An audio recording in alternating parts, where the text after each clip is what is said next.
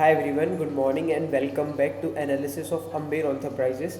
आज हम बात करने वाले अम्बेर एंटरप्राइजेस के बारे में एंड हम इस कंपनी का बिजनेस मॉडल समझेंगे सबसे पहले।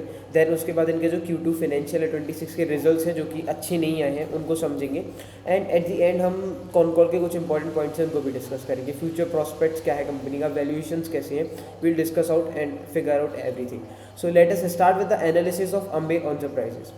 अम्बेर एंटरप्राइजेज मेनली एक EMS प्लेयर है, इलेक्ट्रॉनिक्स मैन्युफैक्चरिंग सर्विस कंपनी है। ये कंपनी करती है क्या, AC मैन्युफैक्चर करती है और इलेक्ट्रॉनिक कंपोनेंट्स मैन्युफैक्चर करती है। जैसे AC मैन्युफैक्चरिंग में पूरी मतलब जो एंटायर वैल्यू चेन है वो सब कुछ मैन्युफैक्चर करती है कंप्रेसर्स को छोड़ के। 70 से 75% ऑफ AC की manufacturing is done by Amber enterprises. अगर कोई एक AC आप इनको दो largest market share in the entire AC room air conditioner segment. Commercial ACs में भी धीरे धीरे करके कंपनी एक्सपेंड कर रही है। अब ये कंपनी करती है जैसे बड़े बड़े जो कंपनीज है ना, LG, Deccan, Blue Star, Voltas, इन कंपनीज़ के लिए AC मैन्युफैक्चर करती है एंड वो उन कंपनीज़ को देती है एंड वो अपना थप्पा लगा के आगे ब्रांड्स में हमको कंज्यूमर्स को देते हैं। अभी आपको पता होगा AC इंडस्ट्री का हाल, बताने की एवोर्ड से ज़रूरत नहीं है एक तो, लेकिन फिर भी बता देता हूँ कि AC इंडस्ट्री में दिक्कत ये है कि इस बार हैवी रेंज के कारण डिलेड समर्स हो गए। अच्छी खासी बारिश हुई पूरे टाइम पे, मतलब अप्रैल मई जून वाला जो मेन सीज़न होता है ACs का, एंड ACs की सेल्स सिग्निफिकेंटली ड्रॉप हो गई। अच्छी खासी इन्वेंट्री भरी रखी रही अपने इनके पास, क्या कहते हैं, डीलर्स एंड डिस्ट्रीब्यूटर्स के पास। लास्ट ईयर AC का सेल्स एकदम बूम पे था कि लोगों को AC नहीं मिल रही थी, एंड इस साल AC का सेल्स ऐसा कि लोग बेचने वाले तैयार हैं, भाई इतने में तो ले लो, लेकिन लेने वाले लोग नहीं है। क्योंकि इस बार AC का सेल्स इसलिए नहीं आया क्योंकि वही था कि डिलेड समर्स हो गए, इतनी ज़्यादा गर्मी पड़ी नहीं तो AC का सेल्स में इम्पैक्ट आ गया अच्छा खासा। अब दिक्कत हुई क्या कि AC की सेल्स में इम्पैक्ट आया तो ब्लू स्टार और वोल्टास वगैरह जैसी कंपनीज तो इम्पैक्ट हुई, साथ ही साथ जो मैन्युफैक्चरर है वो भी इफेक्ट हुए क्योंकि कंपनी से नहीं जा रहा तो फिर कंपनीज इन्हें ऑर्डर नहीं देंगे एंड ऑलरेडी डीलर्स और डिस्ट्रीब्यूटर्स के पास इन्वेंट्री भरा था। सो अच्छा खासा इनका मतलब लॉस हो गया वहाँ पर AC कंपनीज़ का। अच्छा मतलब आई वुड से कि सारी ही कंपनीज़ ने बहुत ही बेकार नंबर रिपोर्ट करे Q1 में, एक्सेप्ट अम्बेर एंटरप्राइजेज ने Q1 में 40% का सेल्स रजिस्टर करा था, which of phenomenal. But Q2 में अगेन कंपनी ने 2% का क्या कहते हैं डिक्लाइन इन सेल्स रजिस्टर करा है एंड पैट ग्रोथ भी इनका नेगेटिव में पैट चला गया। सो बहुत ही मतलब आई वुड से कि स्ट्रगलिंग पीरियड चल रहा है अभी AC इंडस्ट्री का, ये Q1 Q2 and Q3 Q4 late से कि कैसा होने वाला है। अभी तो देखो बिजनेस मॉडल की बात करूँ अम्बेर का, तो अम्बेर ना बेसिकली ये करती कि अगर मैं इनकी प्रेजेंटेशन में देखूँ तो इनके 3 डिवीजन है इस कंपनी की, ठीक है। I am sorry. एक है कंज्यूमर ड्यूरेबल वाला डिवीज़न जहाँ पर ये AC की मैन्युफैक्चरिंग करते हैं और जो AC में छोटे छोटे पार्ट्स लगते हैं उनकी मैन्युफैक्चरिंग करते हैं। साथ ही में वॉशिंग मशीन्स की भी मैन्युफैक्चरिंग करना इन्होंने शुरू करा था अभी रिसेंटली, ठीक है। कंज्यूमर ड्यूरेबल डिवीज़न में ये 2-3 चीज़ें होंगी एंड दिस डिवीज़न अकेला individually it contributes about 70% of the revenue, 70% revenue contribute करता है। एंड अगर मैं टोटल अगर कंपनी की बात करूँ तो 100 रुपये में से 45 रुपीज़, 50 रुपीज़, 50 रुपये का रेवेन्यू कंपनी अकेला AC से कर रहा है, आधा रेवेन्यू उनका AC से आ रहा है। एंड अब आप समझो AC की इंडस्ट्री का हाल अच्छा नहीं चल रहा है, सो उनके रिजल्ट्स भी अच्छे नहीं आए अम्बेर एंटरप्राइजेस का Q2 का रिजल्ट्स। कंज्यूमर ड्यूरेबल्स डिवीजन देखो पहले 72% था, अब 43% हो गया। ये ACs की बात है जनरली, बट पूरा ओवरऑल डिवीजन 70% है। अब देखो जो कंज्यूमर ड्यूरेबल वाला प्रोडक्ट पोर्टफोलियो उसमें there are many various component, AC और AC के कंपोनेंट्स हैं, कॉपर ट्यूब वगैरह, मोटर्स वगैरह, heat exchanger, everything. And non AC components भी हैं, refrigerators, washing machine, microwave, water purifier, automobiles, energy meter, setup boxes. So एक enter value chain create कर लिया इस कंपनी ने, अम्बेर एंटरप्राइजेज ने, in the consumer durable division. इस डिवीज़न की मैं परफॉर्मेंस की बात करूँ Q2 FY26 में, देन यहाँ पर जो रेवेन्यू है वो 18% से ईयर ऑन ईयर डिक्लाइन हो गया। अगर H1 की बात करूँ स्टार्टिंग के 6 महीने तो 15% से ईयर ऑन ईयर अप हुआ एंड इनको ऑपरेटिंग इनके जो मार्जिन्स थे वो डिक्लाइन हो गए। लास्ट ईयर ये 7.1% थे, अभी ये 6.7% रहे इन द H1, ठीक है। और अभी देखो डिवीजन, यहाँ पर ये देखो comments, division performance impacted due to challenging season for RAC industry, impacted by non conductive weather and deferment of purchase in between announcement and implementation of GST reduction. अब देखो द थिंग इसकी GST cut वगैरह हुआ तो उसके कारण जो orders थे उतना थोड़ा डिले आ गया, क्योंकि ऑलरेडी इन्वेंट्री थी वो सारी क्लियर हो रही थी। एंड मैंने जैसे ही बताया कि पूरी एंटायर एसी इंडस्ट्री में चीज़ें सही नहीं चल रही थी अभी, क्योंकि डिलेड समर्स हो गए थे, ठीक है।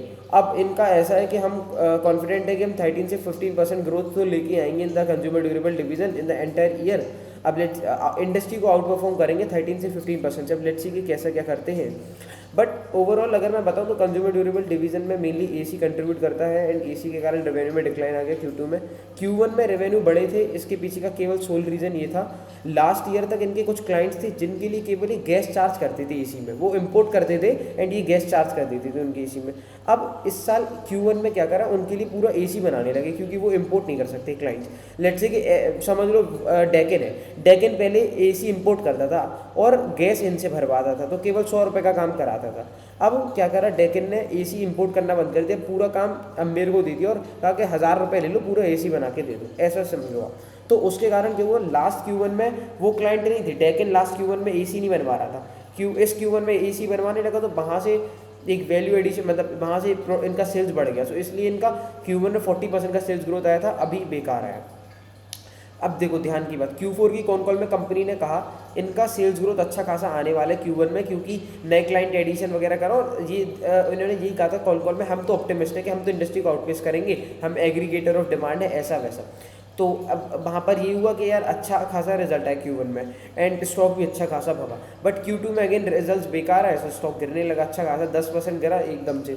एंड मैं इस स्टॉक में इन्वेस्टेड था, but I have exited after Q2 का results, and there are various reason जो कि हम बाद में डिस्कस करने वाले हैं। अब देखो मोस्ट इंटरेस्टिंग इनका डिवीजन है इलेक्ट्रॉनिक्स डिवीजन, सेकंड डिवीजन। पहला था कंज्यूमर, उसमें था मेन एसी, ठीक है, उसके कारण रेवेन्यू में इम्पैक्ट है। अब सेकंड है इलेक्ट्रॉनिक्स डिवीजन।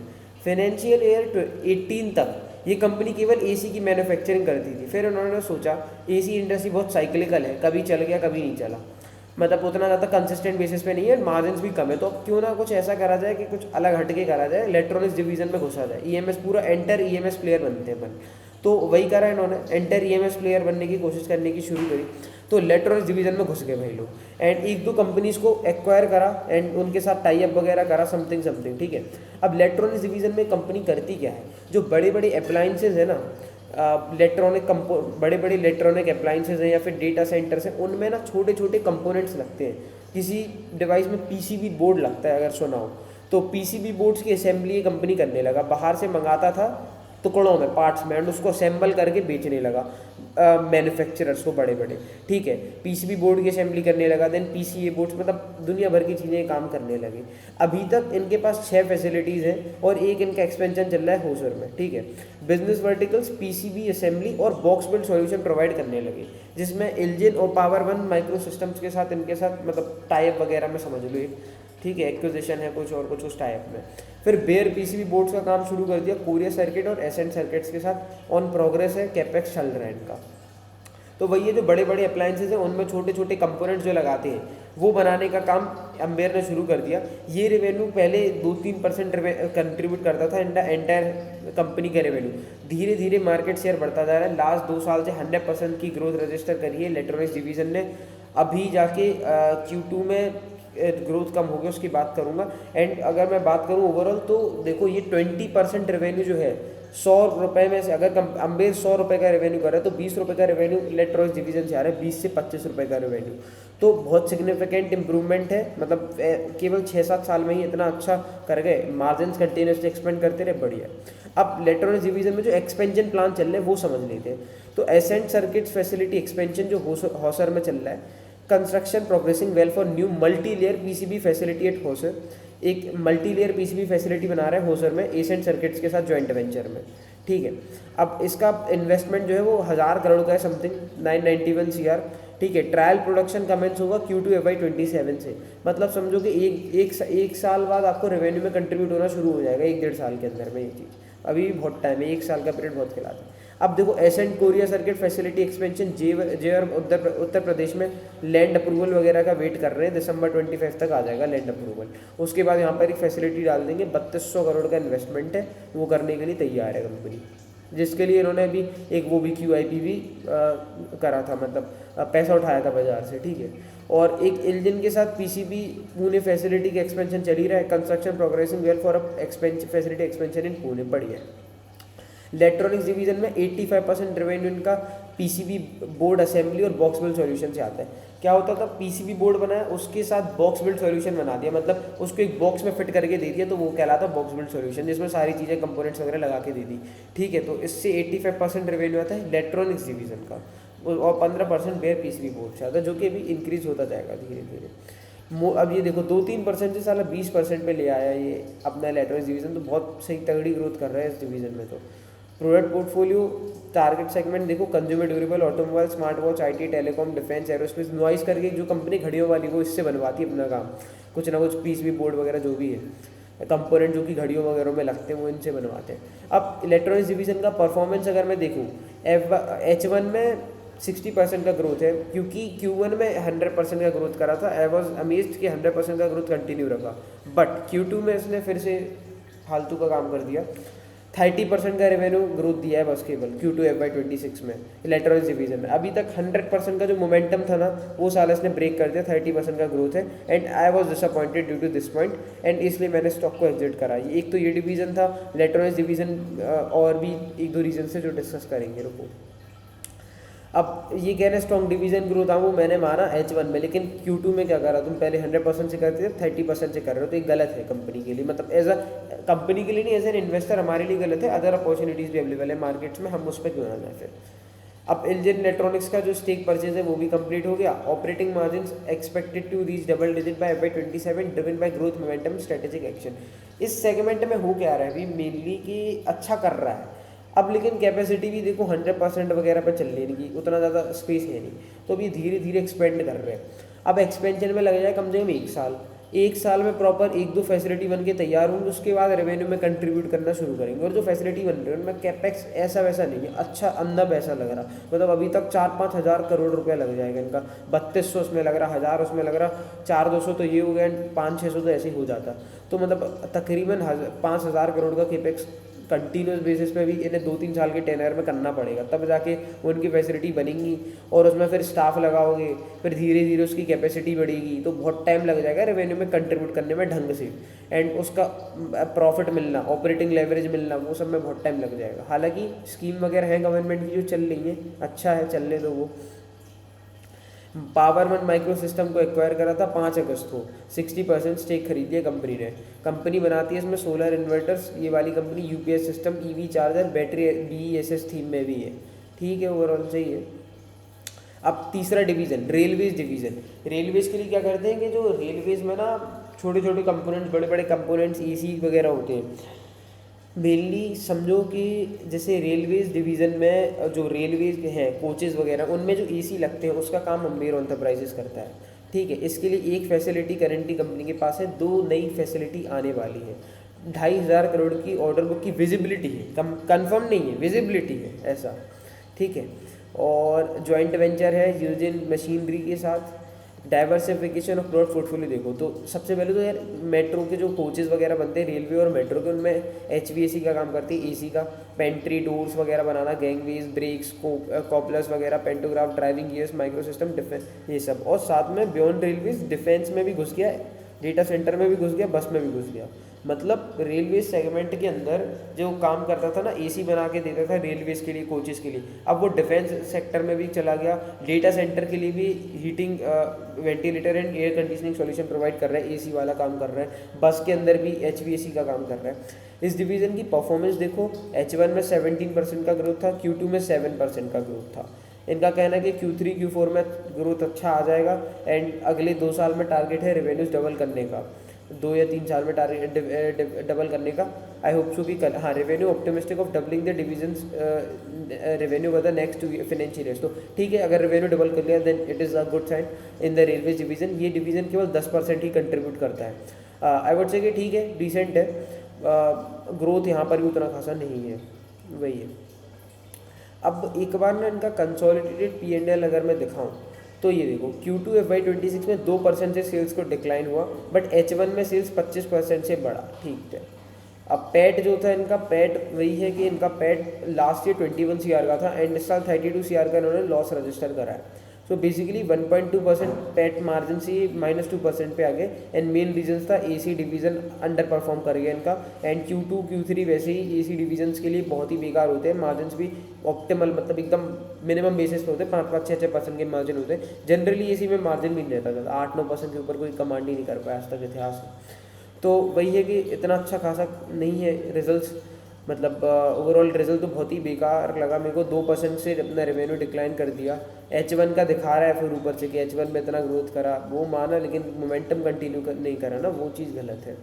तो एक बार ये देखो प्रॉफिट एंड लॉस स्टेटमेंट में, देखो यहाँ पर अगर मैं बात करूँ, ये देखो 2% से सेल्स को डिक्लाइन कर दिया। अभी तक क्या चल रहा था, मोमेंटम चल रहा था ना एक इनका, मतलब जनरली देखो 82% से लास्ट ईयर ग्रो करा था, फिर 65, फिर 34, 43। आई वॉज एक्सपेक्टिंग कम से कम 30% से तो ग्रो करता। ईयर ऑन ईयर बेसिस पे आप देखोगे तो ये जनरली पहले इसका जो कैगर है 3 साल का 33% का कैगर है, ठीक है। आई वॉज एक्सपेक्टिंग कि हाँ 30-35% से ग्रो करता। आई एम नो कि साइक्लिकल इंडस्ट्री है, यहाँ पर रेवेन्यू इम्पैक्ट हो गए हैं एक ही क्वार्टर में, बट द थिंग इज़ कि आई नो रेवेन्यू इम्पैक्ट है, बट इनकी कॉन कॉल सुनना, कॉन कॉल में क्या था, कॉन कॉल में उन्होंने ये कहा कि Q3 में तो देखो AC का सच ग्रोथ रहता नहीं है, तो पता नहीं कैसा क्या ग्रोथ आ रहा है, बट Q4 में हम ऑप्टिमिस्टिक है कि AC का ग्रोथ आ जाएगा, AC इंडस्ट्री में आउटपेस करेंगे। तो द पॉइंट इज मैं एक्टिव इन्वेस्टर हूँ, मेरे फंड्स जो है वो मैं इसमें क्यों अभी लगा के रखूँ। मेरे को जब लगेगा Q3 में रिजल्ट अच्छा आया, Q4 में थोड़ा मोमेंटम बन सकता है, देन मैं मतलब थोड़ा हो सकता है Q4 Q1 में कंटिन्यूटी आए, तो फिर मैं अपने फंड से इन्वेस्ट करूँगा इसमें। अभी तो एज ऑफ नाउ मैं पहले इन्वेस्टेड था इस कंपनी में अम्बेर में, कैसे ईपेक का पैसा निकाल के मैंने अम्बेर में डाला था Q1 के पहले, क्योंकि Q4 की कॉन कॉल में कहा था मज़ा मतलब अच्छा रिजल्ट आएगा, बढ़िया रिजल्ट आएगा, मतलब ऑप्टिमिस्टिक थे, तो मैंने बनाया। आई हैव एग्जिटेड प्रॉफिट्स, मतलब डिसेंट प्रॉफिट्स बन गए मेरे, बट द थिंग इज़ कि मैं और बना सकता था। अब एक गलती ये कर दी कि थोड़ा सा मैंने नंबर्स को नहीं देखा, मैंने ये चीज़ नहीं देखी कि इलेक्ट्रॉनिक्स डिवीज़न है उसमें क्या पता ग्रोथ इम्पैक्ट हो जाए, और AC डिवीज़न मेरे को पता था कि नहीं करेगा, बट मेरा ये था कि लेट्स से कि 15-20% का 20-25% का ग्रोथ शायद कर लेगा, बट वो मैंने नंबर से न्यूमेरिकली लॉजिकली थोड़ा कम चेक करा। तो अगर मैं ये कर लेता तो शायद मैं Q1 के रिजल्ट आता और मैं थोड़ा महीना भर बाद एग्जिट कर लेता तो 8,500 पे करता, अभी 7,000 कुछ पे खरा, 7,200 7,300 समथिंग लाइक दैट। तो रिजल्ट थोड़े मैक्सिमाइज हो सकते, मतलब प्रॉफिट्स मेरे मैक्सिमाइज हो सकते थे, बट द पॉइंट इज कि ठीक है मैंने प्रॉफिट में तो एग्जिट करा। आई वुड से कि एक चीज़ जो है कि यार थोड़ा सा मतलब न्यूमेरिकली भी मेरे को देखना होगा आगे से, आपको भी आई वुड सजेस्ट कि न्यूमेरिकली देखो कंपेयर करके कि क्या हो सकता है, बट कॉन कॉल में इतना ज़्यादा नहीं दिख रहा था Q1 की कॉन कॉल में कि ऐसा रिजल्ट आएगा, बट आ गया सरप्राइजिंगली। तो द थिंग इज़ कि अब ठीक है अगर थोड़ा मोड़ा लॉस भी होता है देन इट्स ओके, मतलब थोड़ा लॉस तो नहीं, ओवरऑल तो प्रॉफिट है, बट द थिंग इज़ कि अच्छा हुआ एग्जिट करते, क्योंकि इनका जो मोमेंटम था ना इलेक्ट्रॉनिक्स डिवीजन में 100% का, वो यार 30% पे आ गया, एंड AC डिवीजन तो अभी 1-2 क्वार्टर तो कुछ नहीं करने वाला, we all knew that, and inventory भी इतना भरा है कि शायद Q4 में भी उतना ज़्यादा अच्छा परफॉर्म ना करे, एंड दे सिंग कि Q4 में let's hope for good thing, and इस साल तो पूरा AC इंडस्ट्री नहीं रहने वाला अच्छा, सो पूरा फाइनेंशियल ईयर इतना अच्छा नहीं जाने वाला। Hopeful for the next year, they are hopeful for the next year के अगले साल क्या होता है। सो साइक्लिकल इंडस्ट्री इन्होंने अपने मतलब कॉन कॉल में भी लास्ट में बताया था कि AC industry cyclical, AC stock cyclical होते हैं, उनमें ऐसे हमेशा पैसा नहीं बनता, थोड़ा टाइम लगता है, कंपनी का मैनेजमेंट खुद कह रहा था। So overall I would say कि अम्बेर एंटरप्राइजेज है कंपनी बढ़िया डिसेंट कंपनी, जैसे ही रिजल्ट थोड़ा अच्छा आने की पॉजिटिवनेस होगी, क्योंकि अभी क्या हुआ कि एक क्वार्टर का रिजल्ट आता तो समझता, बट Q3 Q4 दोनों ही इम्पैक्ट हो सकते हैं, इसलिए मैंने स्टॉक को एग्जिट करा था, ओनली सोल रीजन। अगर मेरे को लगा कि रिजल्ट्स अच्छे आ रहे हैं then I will again invest in this stock for sure, but I would say कि कोई भी एक डिस्क्लेमर है, कोई भी बाय और सेल कॉल नहीं है। So that's all for that, is signing off Raghav Tikaria.